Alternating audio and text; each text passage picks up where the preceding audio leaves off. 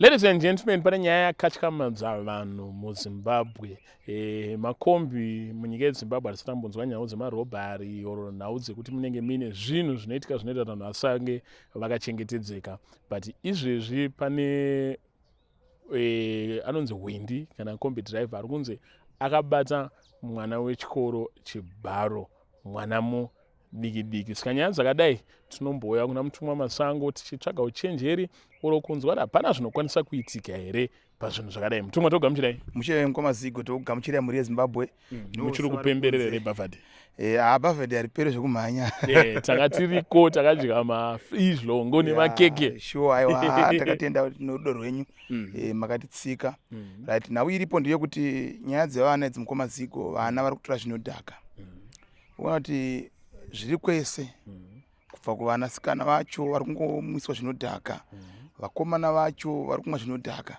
Saka nyaya yapo ndeyekuti vabereki ngatiedze kunomonita mhuri yedu ichienda kuchikoro. Unoona kuti mhuri yangu iyi zvairi kuenda kuchikoro, time yaenda yanodzoka nenguvai. Because nyaya iripo ndeyekuti mwana anoenda kuchikoro kutauni nekombi, onzi anopedza chikoro kana 2 o'clock, ozodzoka kumba 6 o'clock 7 o'clock achinyimba nemakombi anga achinetsa. Saka vabereki vanofanira kuti vamonite mhuri yavo chaizvo, kuona kuti mwana wangu zvaenda kuchikoro adzoka nenguvai.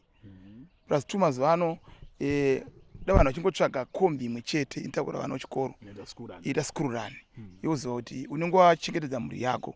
Because unoona kuti mwana anobva apiwa chidhiringi achinzi oimwa dhiringi iri obva adhakwa.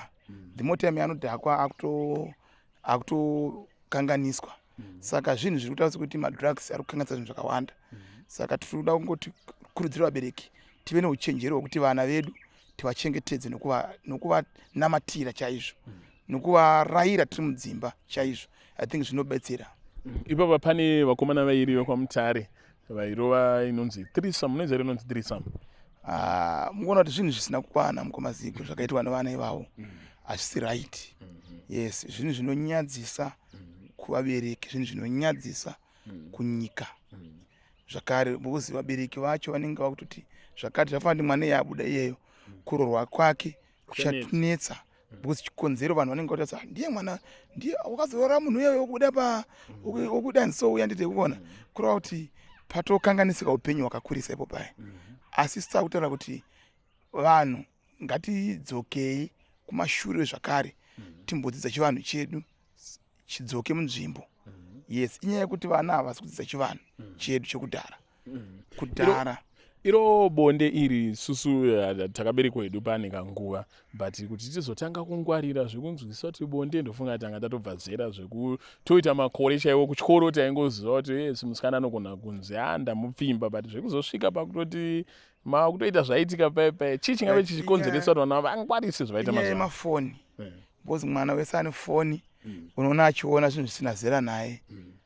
Saka vana vaida kumonitwa mumafoni paipai angoita zvechikoro chete. Zvona kutoti kana mwana achienda chikoro mutorere foni yacho afamba asina zvake kusvika wanyatsa kuona bozi chikonzero chapo ndekuti pane teknoloji yavapo yekuti mwana wese anenge ane foni.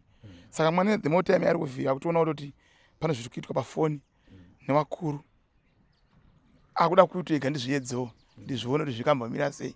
Saka inyaya yemafoni tune mhepo dzemadrugs ndodzi kukonzerta matambudziko api yayo. Saka tichida kuti chikumbiro chandinacho Mkomazigo ndechekuti chinhu chose chinoda minamato. Kuti kwatira kuno chitoti vana vari kukonzera nzira dzakati, kune mumwe mwana akatozvibata chikonzero anoziva Mwari. Saka vana vedu ngavazive Mwari. Yes. Hanzi nebhaibheri rovedzera mwana wako munzira yakafanira kuti kana akura asazotsveuke munzira iyoyo. Unenge wamuponesa kubva panonzi pamusuwo wegehena. Hazokunetsa because unenge waedza nepaunokwanisa napo pese. Pane pokuona kuti shuwa mwana uyu kwaakabva akarayirwa andopona. Kuti ndaiona hangu interview yamukoma Sparks nemudzimai waNox. Ndakwanisa kuona kuti uyu mukadzi uyu akarayirwa kwaanobva kune vanhu ndokona. Pano munhu wanotochitaura pega ndoti ane hunhu kwaanobva kune vanhu. Saka kureva kuti tinofanira kuwana nguva. Yes, unga makaona na madam wangu wana kuti unoona kuti wakabva kune hunhu kune vanhu anditeka. Saka zvezvezvi zvinoda kungotendwa kuna Mwari. Ndo vanotokudzikamisai.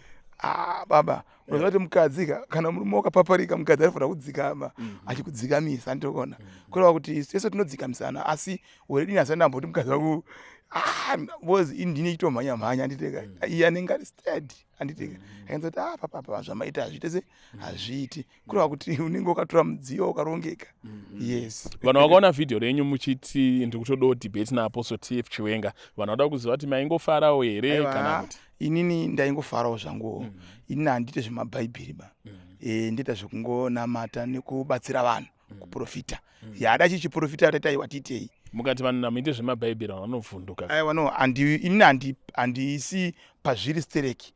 Ndinongoita zvekungotiwo paridzei zviri zvitatu. Kune vakomana vanoswedera mabhaibheri saka ndo zvavo zvekutotaura nekurayira nemabhaibheri. Ini ndo zvipo zvinosiyana. Ini changu chiri kuprofita zvokuti ndakwanisa kuti zvakadairata zvokuprofita I think haakwanise kundicharenja because prophecy ndiye ndinoita. Asi panoitwa zvebhaibheri munogara basa remuchiteerera. Yes, toteerera. Ingwe ndiri mabhishop kwangu ngani mutoziva kuti kwangu nana bishop Gomba, kuna minister Murombo, kuna vakomana vakawanda vanoita zvemabhaibheri. Vanotoverenga vachitorwa madhibheti avo kuchechi uko. Asi inini hangu hazvina kunyatsa kuuya mandiri chaizvo. Ndinongorwa chibhuku Murombo kazhinji. Ndinongorwa chibhuku Murombo kazhinji ndinowanza kumira paprofesi. Ndopanowanza kumira kuprofita vanhu kuti amai unodambudziko rakati, imo dambudziko rakati. So ndo kwangu chaiko kokoko. Ndosaka page renyu chinzi Madzibaba Masango Prophecy. Yes. Pari kuitika page page pari kuitwa minamato mukomaziko yakasiyana-siyana. Like izvo tine minamato back to sender tichiita pamafoni ipapo tichitry nopost patinokwanisa kuti vanhu vaponeswe. Yes, saka tiri kuona kuti page iri kutofamba, zvinhu zviri kuenda kumberi, vanhu vari kukombora, vanhu vari kuponeswa. Asi nyaya iripo ndiye kuti patira debate yaChiwenga pane kumwe kutamba tichingotaurawo sekuti basa raMwari ndekupi kumberi kufara anditeka. Yes, kuti debate yakati iye futi is good.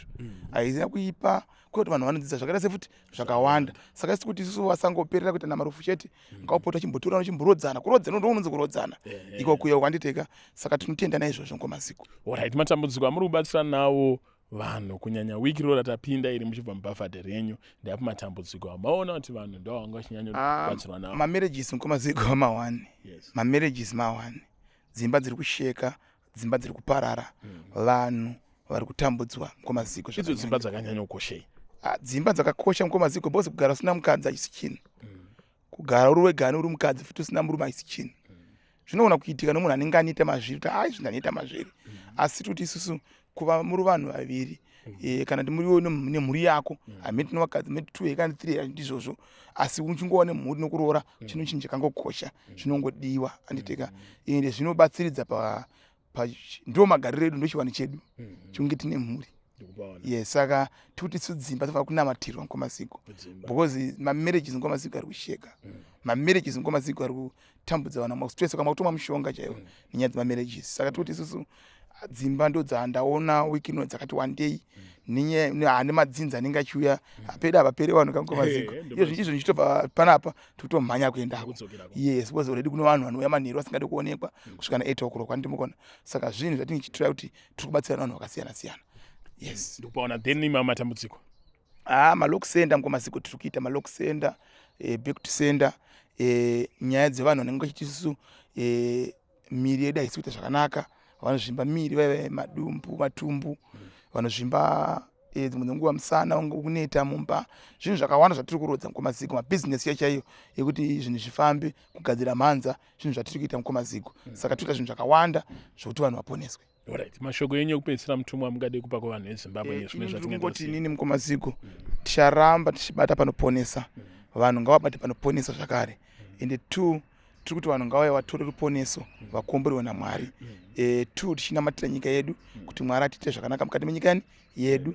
Yes, saka ini tiri kuti nini nyika yedu inoda kunamatirwa zvakare vanhu tobata panoponesa. Mweya yemadzinza iriko mukomaziko, mweya inoshungurudza nezvikwambu iriko, mweya yemibobobo iriko, vanhu vari kuitwa zvese mukati. Yes, akarorwa so handina kana nguva nemurume wake akutowana nguva nemaspiritual husband. Saka tiri kuti vanhu ngavabate panoponesa vakomborerwe naMwari, Mwari vaite zvakanaka.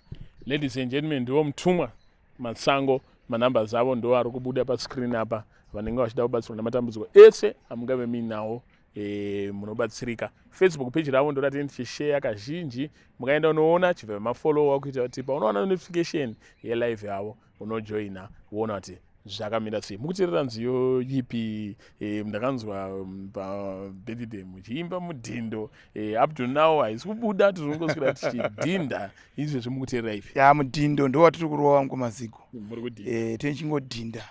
Panoda chidhindo pasina chidhindo. Yes. Saka isongo yakandinakidza. Ikandibatsira pazvinhu zvandanga ndichiitawo muupenyu hwangu.